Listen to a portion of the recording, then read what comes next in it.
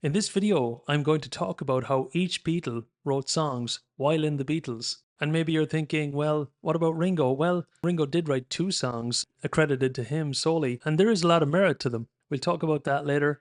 But let's start with the Beatle whose name is almost a byword for songwriting, Paul McCartney. Now, Paul was a multi-instrumentalist with an amazing voice, and he could really write songs. He wasn't writing like John to express himself emotionally. Paul seemed to be in love with songwriting itself. So his songs aren't really about him. They are an explosion of enthusiasm and joy and pure musicality. He says the first song he ever wrote that he thought, I have something here, was I give her all my love, that's all I do.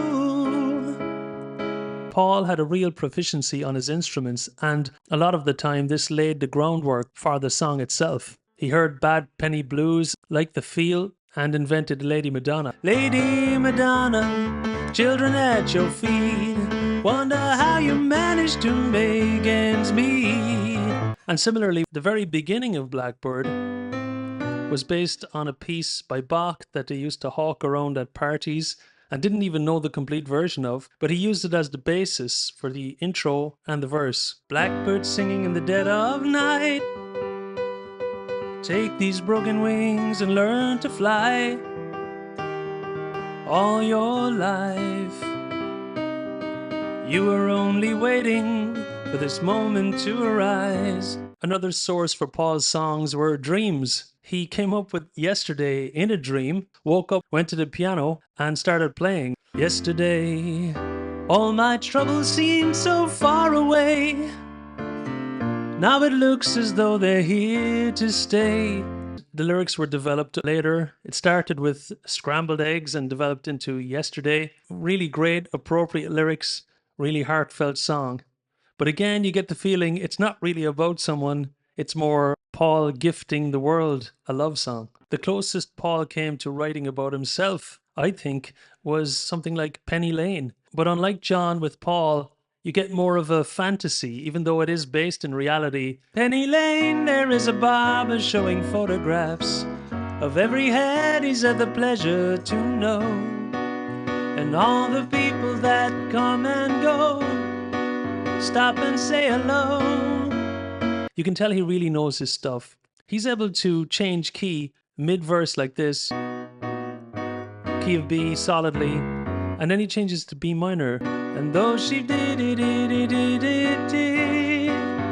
completely seamless. Paul had the technical ability. He was like Mozart, extremely well educated musically, and really did a deep dive into all the styles and really explored melodies, chords, and harmony and what all of these could do. And he seemed to pull ideas from everywhere. He sat down at a piano once, and the words of the sheet music read, once there was a way to get back homeward, once there was a way to get back home. He couldn't read sheet music, so he came up with this. Once there was a way to get back homeward.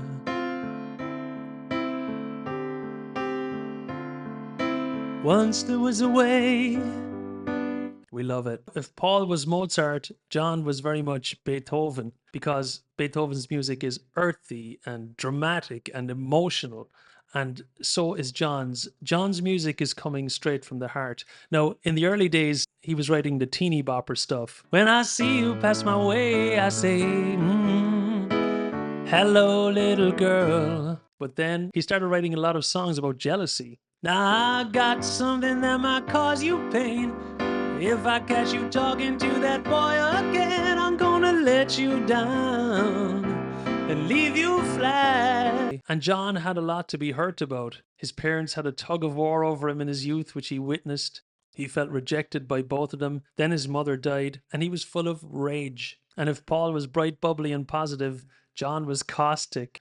Paul says, I have to admit it's getting better. John says, it couldn't get no worse. Probably his first great song was this one. If I give my heart to you, I must be sure. And the intro.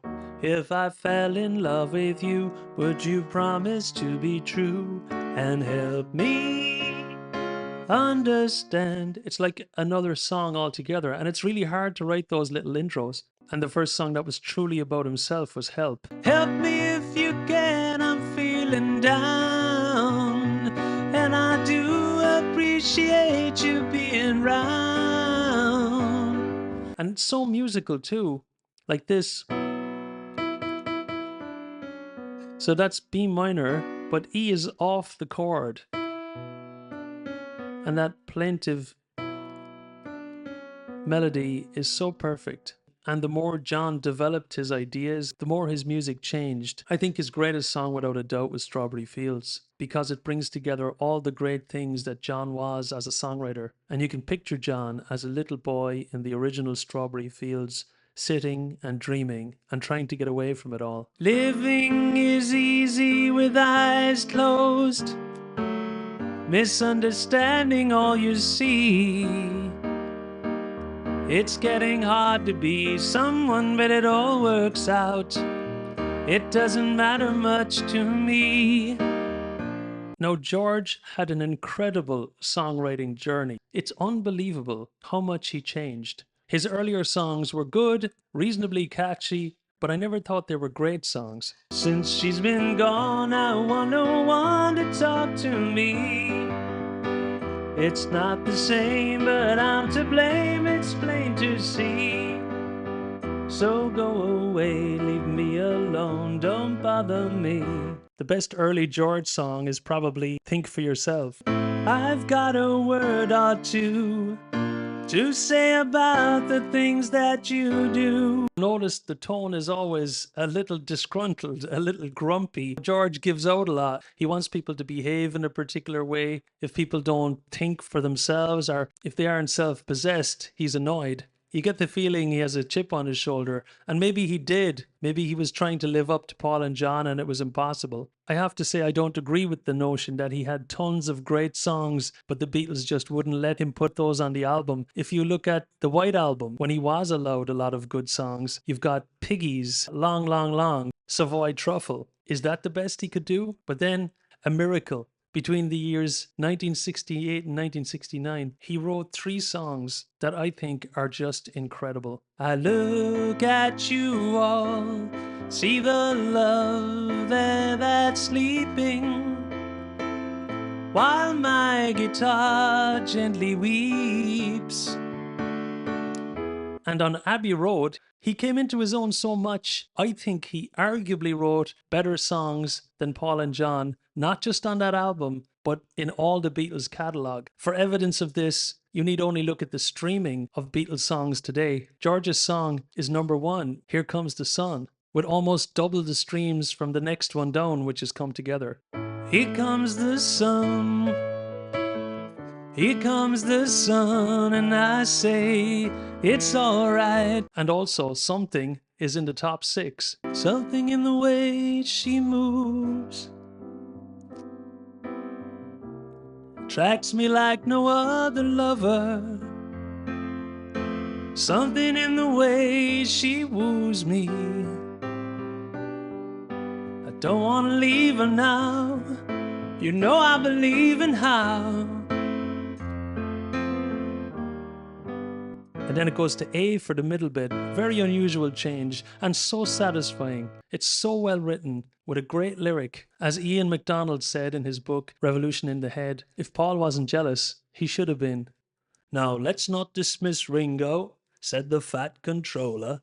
Ringo had some moves. He wrote 2 full songs in the Beatles, and these were Octopus's Garden and Don't Pass Me By. Don't Pass Me By is just about okay. Probably the best thing about it is this one line, arguably the craziest line in all Beatles songs. Sorry that I doubted you, I was so unfair. You were in a car crash and you lost your hair.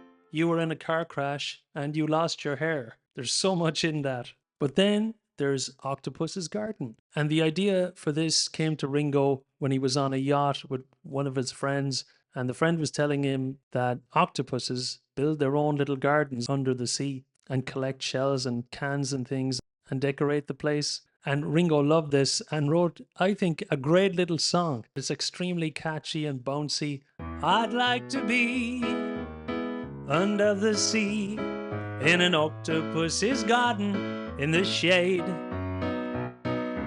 If the Beatles had done more albums, maybe Ringo would have developed too. And it just goes to show, here's a guy who probably wouldn't have even thought of writing a song when he joined the band. I think anything is possible, really. It's all about the people you hang out with. So I hope you enjoyed this. I'd love to hear your thoughts. If you wouldn't pass a busker, don't pass me. And all I want you to do is like, share, subscribe. It'll take a second. Thank you. See you on the next one.